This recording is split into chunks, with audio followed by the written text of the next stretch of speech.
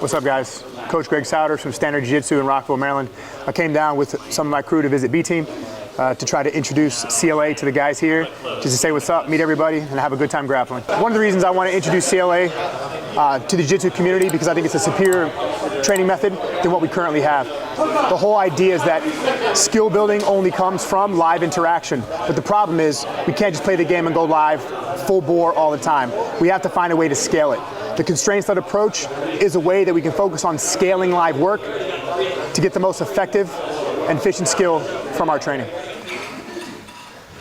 Guys, real quick, while I'm here, I might as well teach you a little bit about what we're doing. When people typically think about training, we think about things like mechanics, tactics, and strategies. But how often has a coach talked to you about the idea of intentionality? Like doing what you intend to do. Like, I'm gonna grab you in this way and go in this direction. So really, other than the mechanics, tactics, and strategies, we're also in training, we're training being intentional. So taking our feet and purposely going from here to here or here to here is a skill in and of itself. Even though entanglements look special or fancy or specific, it's just you using your legs and hands to do things to legs and hands. All right, so we're intentionally trying to engage in that way. So no matter what you do today, make sure you stay focused on the task and let the task guide what you do. No matter what it looks like, if you fulfill what I'm asking you, this is what we're looking for. So now we're gonna start in a similar way, but now we're gonna change up what we're gonna do. So we're gonna start in your single leg X once again, but now the conditions are gonna change. Now these don't have to happen in any particular order, but they all have to happen in order to win the game. So first, and again, I'm just giving them in a random order, it doesn't matter which order they happen in. Taking your partner's leg from the straight side of your body or the side it's starting on and moving it across is a task you have to perform. The second is your feet, no matter where they end up, have to go in between your partner's knees. And third, we have to collect the other leg. Now, once we fulfill all three conditions, cross the leg, feet to the inside, capture the other, we have to keep the second one we captured, we have to do it again on the other side. So no matter how you get out of it, we have to do the same thing on the other leg. Cross it, feet to the inside, collect the second leg. If you're able to do both before you lose connection, you win the game. So stay connected. No matter what your partner does, you just have to fulfill those three conditions on either leg. So one more time. And again, it doesn't matter what the order is. Feet to the inside, cross the leg, capture the second.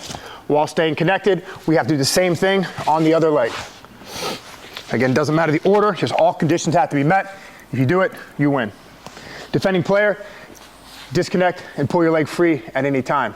Now, one small thing I'm gonna say and I'll let you guys get back to it. Being competitive over the small stuff. As I watch you guys around, you're treating it like a drilling session. Don't. Be competitive with the small stuff. The condition of moving the legs, moving the feet, capturing the second, be competitive over it. Don't let your partner fucking win. Don't talk to him like, yeah, good job. Man, beat your guy, all right? Let's go. We able to hold all that? Yeah, I was, my eyes saw it, but my brain didn't. Okay. So can you run it through it? Of course you can, man. Get in. Start with single leg X. Yeah, we already do three things on each leg. You ready? Sick. Cross the leg. To inside? Perfect. Take this leg, put it over here.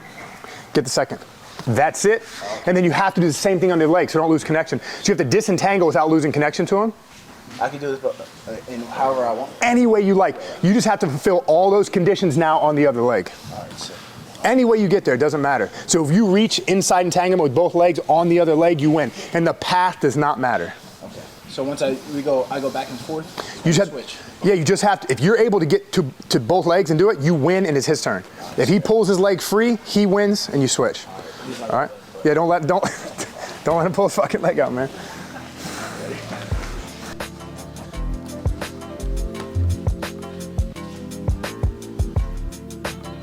Now you gotta get your feet to the inside and collect the other leg any way you can.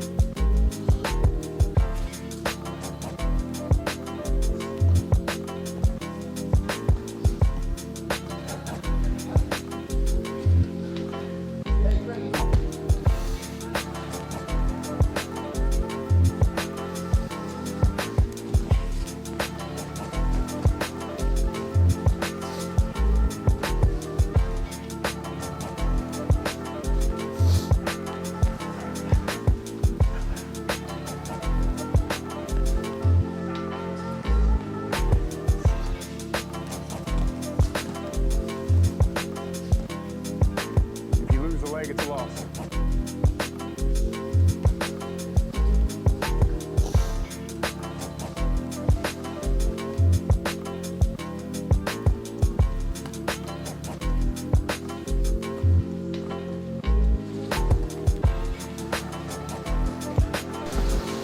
Guys, time, take a break. Now, one of the ways we design practice, if you even care, is to not be tactically optimized. What we mean is, when we get into the live environment, when we're touching something we don't know and we want to enact a skill on them, we don't know how they're going to respond to our engagement. So there's going to be a lot of novelty that happens between two players. Novelty is just stuff that we don't know that's going to occur. Our ability to solve novel problems make us skilled grapplers.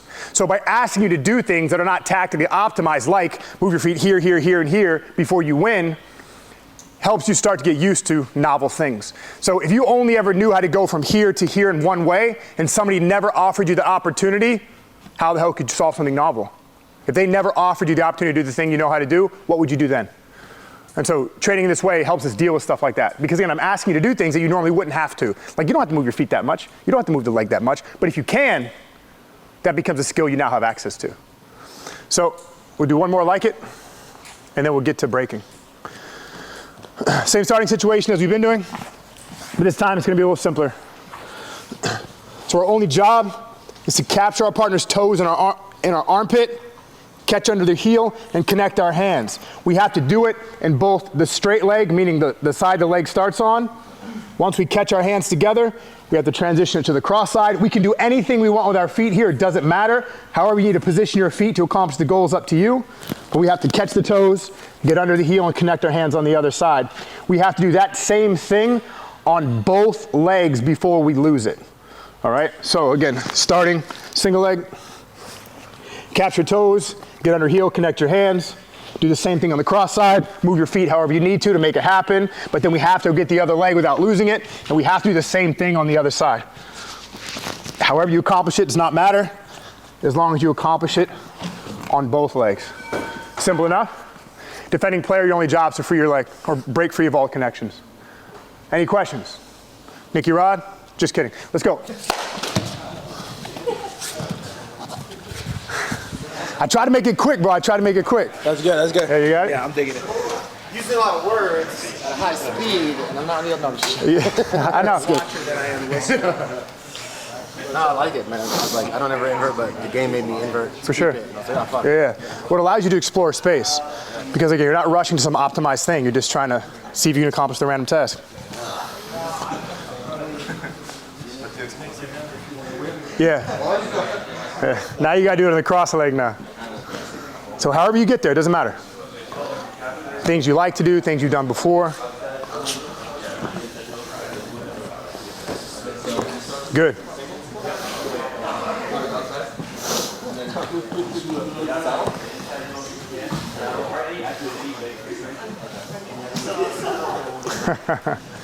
Good shit, good shit.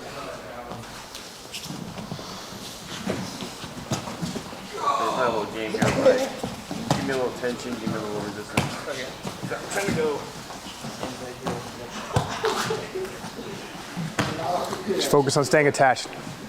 Good. Keep his ankles, fight your way back into an entanglement. Good. You can worry about the catch once you get control again.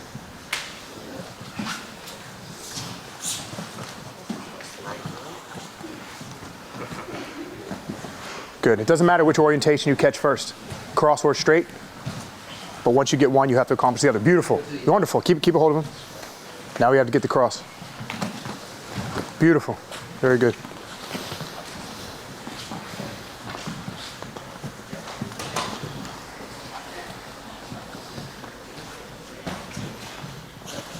Yeah, nice. Now we got to switch legs.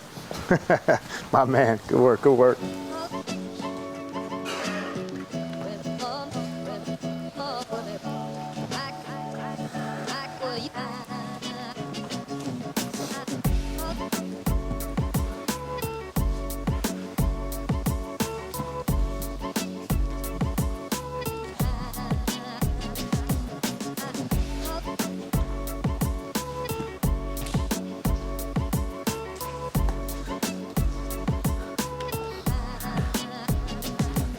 Try to free yourself from them. Try to separate.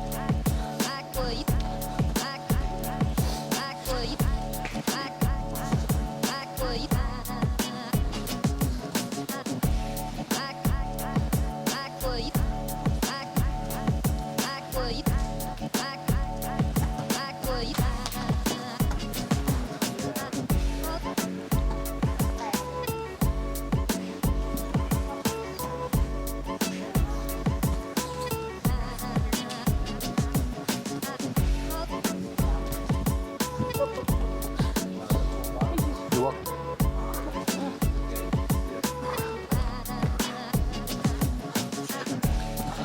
Yeah.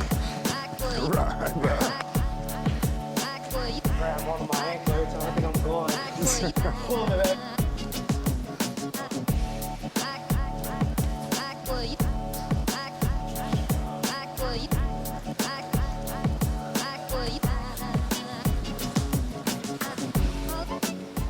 What's up, dude? We would have passed each other at a million competitions, but I don't know if we said hi. Yeah. Do you remember me? You don't remember me, do you? We trained together a long time ago. Team Light Urban, right? Yeah. I thought that for ages, and then I kept seeing you, and I was like, no, I must be confusing him with someone else. No, it's me, man. Yeah, because you came over, Lloyd just put us together all the time because of our builds. We were like, oh, you two. Yeah. So I trained with you quite a bit. That was a whole different lifetime. It was like 2008, 2009. That shit was forever ago, bro. We've all forsaken the gi and move on. Right. But good to see you, pal. Hopefully upwards, yeah. Yeah. Hey guys, time, take a break. All right, now we're gonna do something a little bit different, but now we're gonna work on finishing, all right? So I'm gonna start with a very strong spot to finish from, and the idea is this. Every time you win the exchange as the attacking player, you're gonna move further and further and further from the finishing point. So we're gonna start inside entanglement with both legs. Our job is to try to keep a hold of both legs while we separate our partner's feet and capture the toes. When we capture the toes, we're just gonna keep the toes until we finish. Connect your hands, pressure the toes with whatever skill you currently have, get your partner to tap. Your partner's only job is to pull their leg free. Now, if you successfully tap your partner, next time it's your turn, we're gonna start single leg. You have to get to that finishing point before you can finish. So, cross leg, both legs, and only from the cross leg position can you catch the toes and finish. If you're successful, you back further out, just having inside position. And you have to do the same thing all over again. You have to entangle, get to any cross leg position with feet on the inside, and then and only then can you capture the toes and finish. So do you guys get the point? No matter how far out you go, you have to make it back, feet to the inside, cross leg position, finish. Again, if you fail at any point and your partner disconnects, you have to restart from that failure point. If I'm not clear, say something now.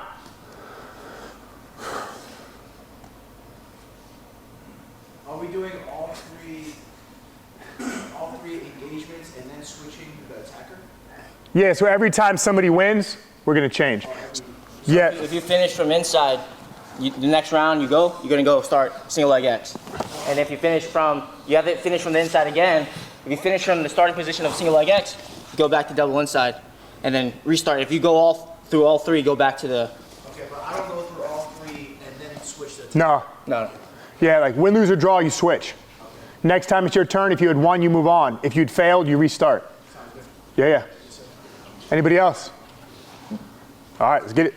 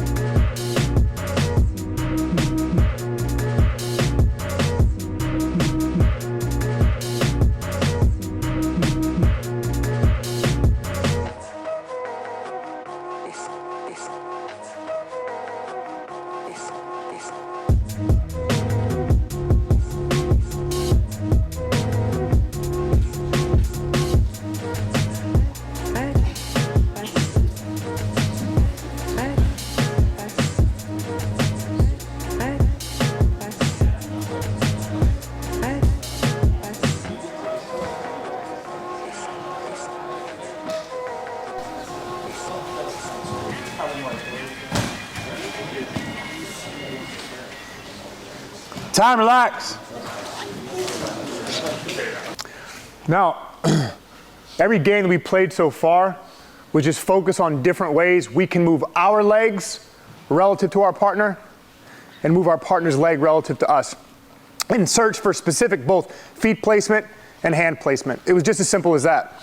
Now, if we think about the skills that are required to finish on the legs as being how we move our feet, where we move our feet, how we move our hands, and where we move our hands, what would be another critical skill? Anybody can answer this, by the way. This is not rhetorical, I'm asking. What's another skill that you would have to be very good at if you wanted to be good at finishing someone on the legs during an entanglement? Think big picture, something you would have to be able to do almost at all times. That's close, whoever said, you're my student, why are you talking? Someone who's not my student. Come on, anything, you guys train, right? You guys know what skills. Is that what he said? That's what he said. That's not the answer. It's close though. I mean, stay attached to the leg. We just did all that, that's right. So not the stuff we've already done, because we already did that. We stayed attached, right? Know how to properly engage the hips and win. Enter the legs. Keep them on a hip. Rotating. My man, keep them down. We have to be able to hold our partner on the mat. It seems simple, but think about it. What's the most frustrating thing, you guys attacking legs, right? People getting up and poof, they keep coming off the mat, right? So we're gonna start double seated, feet on the inside. Now we're gonna make it simple for the attacking player. Entanglement of your choice, because I all know you guys have this skill already. So entanglement of your choice, capture the toes, connect your hands. Doesn't matter. Any entanglement, any leg alignment doesn't matter. Entangle, connect hands with your finishing grip. That's all you have to do, okay? But your partner has to be held down when doing it. Your partner's job is to get to their feet and disconnect, or get to your feet and they have to win leg position. Either one leg in between, both legs on the outside. So full disconnect, standing full disconnect, standing one leg in between, standing both legs on the outside. Again, if the defending player reaches those outcomes, they win. So again, attacking player, you have to keep them down. Now I'm gonna give you one more thing. Sit for me. There is no reason why I have to stay grounded when somebody's starting to stand. Conceptually, we call this playing the whole space. So for example, if I feel like my partner's starting to flee, getting up to keep their hips on the ground so I can stay engaged in their legs is the same thing as if I were to hold them down with my legs. So as long as you're keeping your partner's hips on the ground, you can play the entire space between standing and grounded to try to reach your goal. Do you guys understand? So if you need to stand to keep them down, stand to keep them down. Remember, they have to disconnect completely on their feet, get on their feet, put one leg in between, or get on their feet, put both legs on the outside. So as long as they're not there, you continue to fight. Do you guys understand what I'm telling you to do? If you're confused, please say something. I know this is your first time ever doing it like this. Can you attack any leg locks, like AOTs, ankle locks? No. Any entanglement, doesn't matter. Hip attachment, ankle attachment of any type, but you have to get a heel hook finish grip specifically, because that's what we're working on today, right? The heel grip specifically. From the inside heel. Any. Outside, inside, doesn't matter. You just have to have them down, they have to be entangled, and you have to capture the toes with your hands connected. No finish needed. No finish needed at all. Just fulfill those conditions and you win before they get to their feet and disconnect, put one leg in between or both legs on the outside. Are you sure you guys got it? All right, let's work. And all you have to do is disconnect or get one leg in between or both legs on the outside. Keep fighting back to your feet. Make that shit hard. Don't give it to him. No, he hasn't won yet. He's got to keep you down. Yeah. Stand up, stand up, stand up. Oh. Hey, there you go. Yo. So, what if someone entered like cross ashi or like backside 50-50? They have a heel hook, but technically their opponent's not on their butt. They have to put them down with it. So you have to. Okay. So they still to put them down on the butt. Yeah. So here's the thing: when someone has a grip on you, is twisting you to the mat, you don't have to stay standing and go tap. You could fall to the mat to release the pressure and refight and get back up. But that's just a choice of the player, you know what I'm saying? Yeah, okay. So the whole idea is like, we call it like relative stillness. So if I'm standing and you have me in a break and I don't move, that could break my leg. Yeah. But if I keep moving, it's not gonna break me. But when I hit that mat, now there's stability. that's right. So we're always trying to create it, whether they create it for us through resistance or we create it through our imposition. Immobility is needed for breakability to happen. I got you. And we're just exploring that whole space. Understood. Make sense to you, man? Yep. Yeah, good work. Way to hold her down. Beautiful.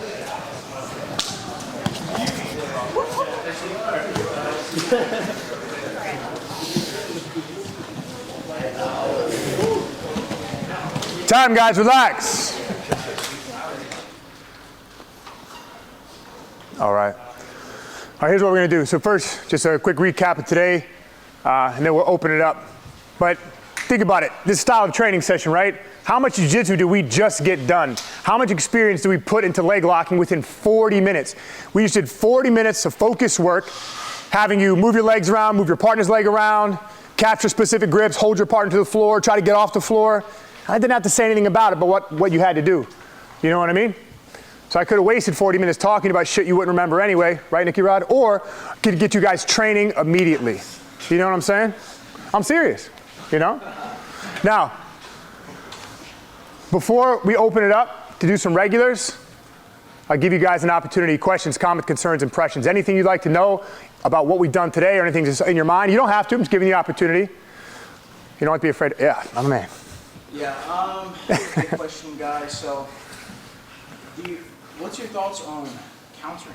Okay. Like, hypothetically, if you get accustomed to this, would that make you less of a counter? No, we don't get accustomed to things. If we were just robots that got accustomed to the things that we did, we would never be able to solve novel problems, things we've never seen before. But we've all watched you roll, we know that's not true. You're able to solve novelty rather easily. You know what I mean? You're a more implicit emotional athlete. You know, you solve the problem right in front of you. You show how to do it every day. So, you know you don't do that. So why do you think that's the case? Well, that's the thing. I just do in comp what I do every day in training. And if I'm not countering, would that make it, like, would I not be aware of the ability to counter? Maybe not. Let's imagine this was the only leg locking session you've ever done. Sure, you weren't exposed to any of the tasks that would allow you to counter your partner. However, this is not the only style of training that we would do. We could take all these small situations and we could add new tasks to them. So let me give you an example. D-Money? So rather than giving the defending player the job of pulling the leg free or working to the feet, we could have changed things. We could start getting him into a position where countering is what we're looking for. So let's say we started the attacking player with an entanglement. And again, my job is to do something like just capture the toes and connect my hands, something simple. If we want to get him towards countering, we would give him a job of stealing inside position. So the job would be for my defending player not to pull the leg out, but to separate the connections and get both their legs back to the inside. And so that way, his focus is now to get to a precursor position that allows entanglements to happen. So we can start training him to do that. Again, rather than fleeing, we are disconnecting for a new purpose. So a game just with a different goal, you would implement, okay, instead of just disengaging, now you're going to re-engage, you're going to counter. Exactly right. So as your training goes on, you could change the constraints of the game. Let's say you did 1 week first guys, this first time anyone's seen an entanglement. You may just focus on those big issues like guys escaping and keeping the hips down. But when you're training with your guys, you can start adding, like you said, stealing inside position allows opportunities to counter. And you can start changing the constraints like that. You can do that with any situation, you know? Yeah. But if we want to start with like just the major issues like keeping guys down, keeping a leg, we'll start with those kind of constraints and you can start adding into it. Yeah, so that's good for me. Sure, yeah, sure. You got to think of the demands of the task is why we move. So beginners, right? Beginners never held a fucking leg before. They don't need to hear the 37 different ways you have to capture the toes and details. They've never touched a leg when someone's trying to run from them. That's the first thing we do. But a guy that has some exposure to it, they might need to do more nuanced things. Yeah, absolutely. Yes, sir. So when do you add the technique after the meeting? We just did technique, bro. I understand that, but like, I'm talking about like the specific kind of like breaks and stuff like that. Anyway, Like you play the game. how many people reached the goals we gave today? A lot of you. I watched. Did I explain to you the way you were supposed to do it? And I bet you each time you got your goal, it was different, right? So where was the specific technique? But you guys have all finished heel hooks before, but why did you fail sometimes? Technique is an emergent property. All this means is, as you intend to do something, as your partner resists, that engagement creates the opportunities that you use to either win or lose. And you are literally creating technique in real time every time you touch somebody. But that technique is, again, your intention, the thing you're trying to do, against their resistance. So there is nothing I could tell you that would help you prepare for when Matthias is yanking his leg free from you. You're going to have to grip and angle and turn relative to him. Okay, so to kind of build off of what he said, right? Let's say, we get to the inside heel hook. Do you ever discuss, like, when a guy's reaching, how to properly break his grips and yours, how to properly break the leg? Because we all know we can collect the heel, but to actually break the leg, there's guys that'll take a pop or two to where you actually need to snap it. Yeah. They can't use the leg anymore. For sure. So what's required to snap a leg? Rotational pressure, some hip pressure. Well, your knees facing an opposing direction as your trunk. Sure. So we give opportunities for that stuff to happen. So we would put people in the breaking position, and we would give them task focuses to go towards those ends. Would your task be like, once you get here, rotate your upper body opposing from your legs? Like, would you make it that specific? Well, we don't talk about how the body moves because the body moves relative to the demands of the task. So we have to make sure the tasks that we give allow the body to move in an intentional way. So let me be more specific so I don't have to just talk in the abstract. So let's say we want to teach a new player how to break from here. We give them everything they need to break. We give them the false grip, we give them the entanglement, and we would start like, have a hand so I can't snap right away. So we give them the goal of freeing the hand and connecting, keeping attached to the hips while pointing at the outside of my partner's knee. So as I pressure the toes, I want to try to stay connected to my partner's knee as I apply pressure.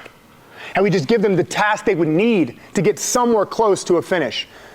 And then we do that over a long enough time, changing the tasks as we go based on the problems our students have, and eventually we get something like a mechanic. But it's going to be individual for each person's experience. We just have to know how to adjust the tasks to get them there. Okay, so you would never just tell them like exactly how you. Well, there's no exact. I mean, I guess, yeah, because everybody's different. People break at different points. For sure. Fatigue changes things, sweat changes things, size of your opponent changes things, your mood that day changes things. But when it comes down to just breaking the leg, like, isn't it going to be relatively the same when you're like inside heel hook on this guy or that guy's going to be kind of the same mechanics? Why do you ever miss? Sometimes I don't even get a shot. Right, exactly. So is it really the same? So is it really the same? Is it really? I mean, when I'm in on anybody's leg, the mechanics I would use would be the same. So if you were to put yourself on video and watch it, nothing would ever look different? On the same, 10 different people, if you put me at the breaking point, I believe the mechanics that break the actual leg would be. Well, why don't we do that rather than say it? Why don't you guys get your film crew to do that, and then we can look at it biomechanically and see if you're actually right. Because if I can't convince you by giving you the intellectual argument. I'm not saying. Oh no, it's cool. No, your question is fantastic. It's awesome. Your curiosity is great. But I'm saying is we have to look at things in a more nuanced way. I don't know if I can convince you here today. I thought was a pretty good explanation. But if we put you on camera and you saw it for yourself, you'd be like, damn, I'm actually not doing what I say I'm doing. You know?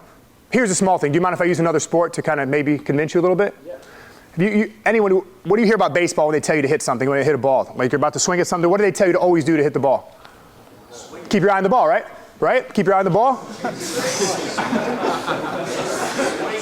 Dude just has it and fucking eats this. He didn't even throw the ball yet, man.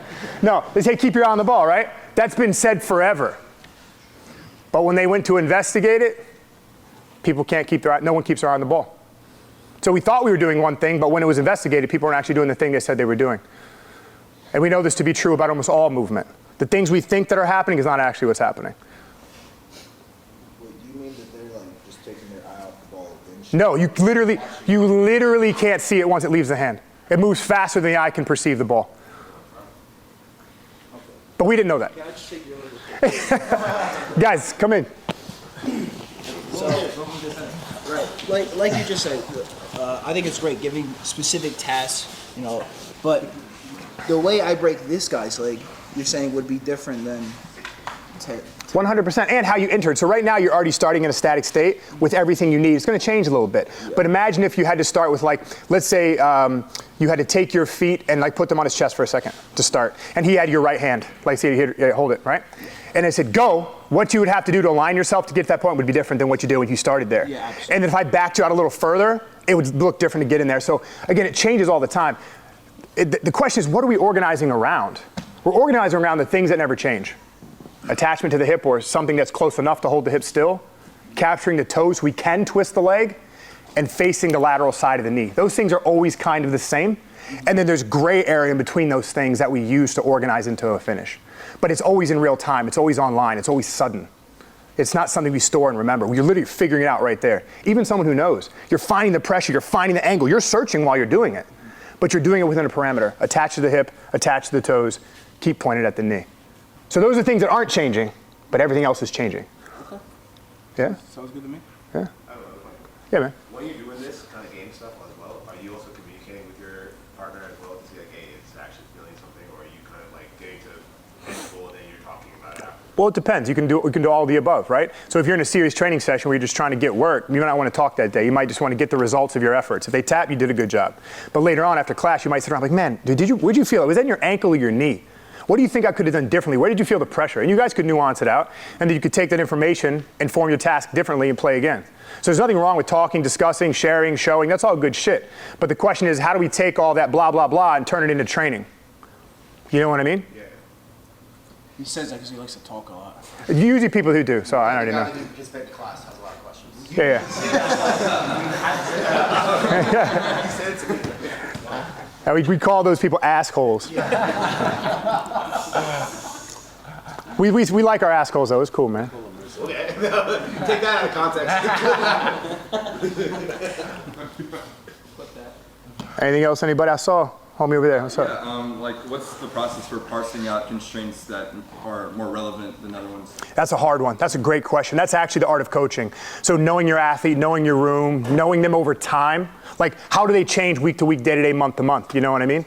Like learning, so let's say you have a really tough athlete. So let's say I'm trying to determine how DeAndre is feeling that day. I can't ask him, and I can't actually see it. So we had to find a new way for me to determine how he might be feeling so I could change things. So we actually had to use like external metrics, right? But some athletes, like Noah, likes to make a lot of noise when he's tired, right? So I know that if Noah's squeaking and whining, he's probably tired. We need to do something different, right?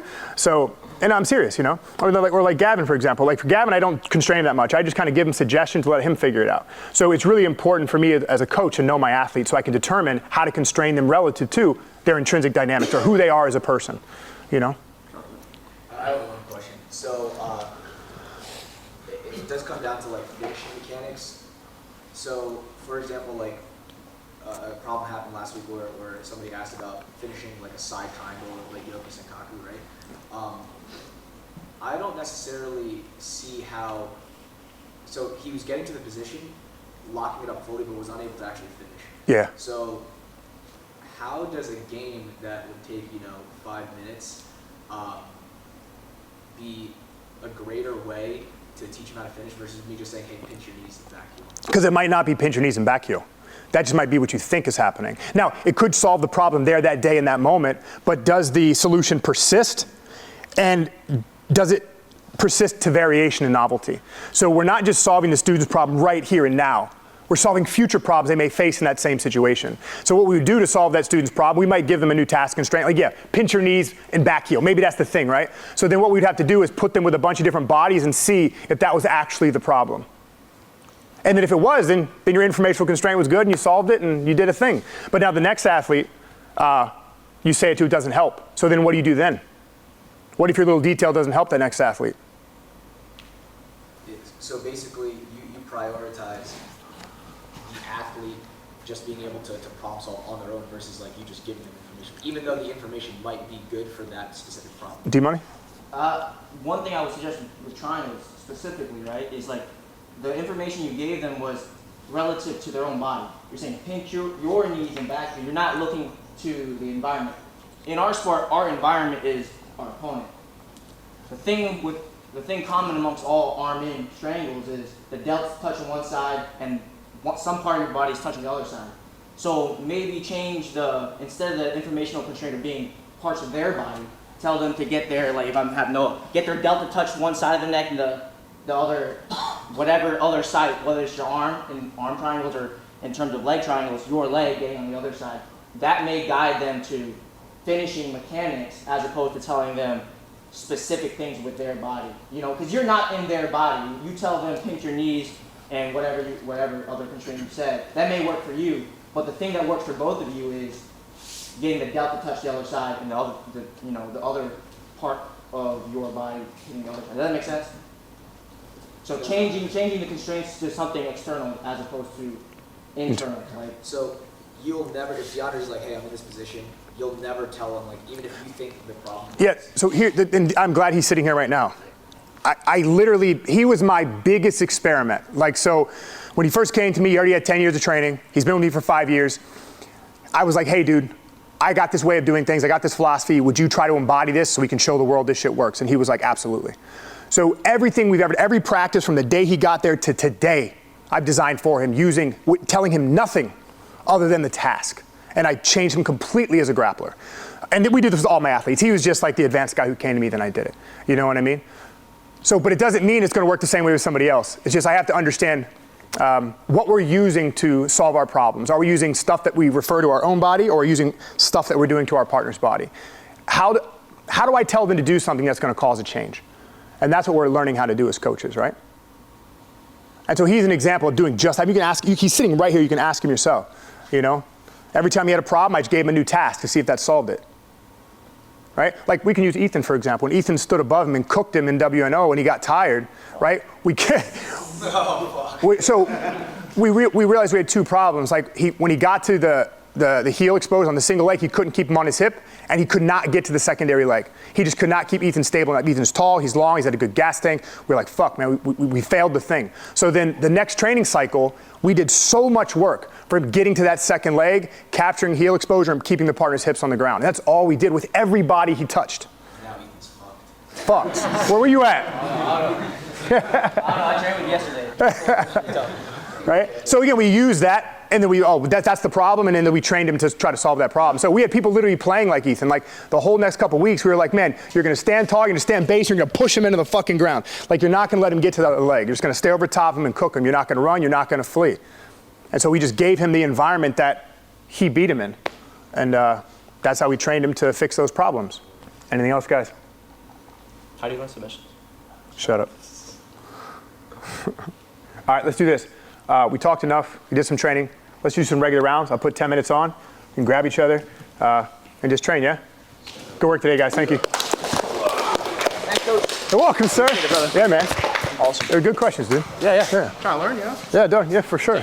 Yo, I hope you guys like the footage. Thank you for watching. And of course, thank you, B-Team, for having me come down and teach you through classes. If you guys want to check us out, you can find us on IG at GD Souders, at Standard Jiu-Jitsu, or just come visit Standard Jiu-Jitsu in Rockville, Maryland.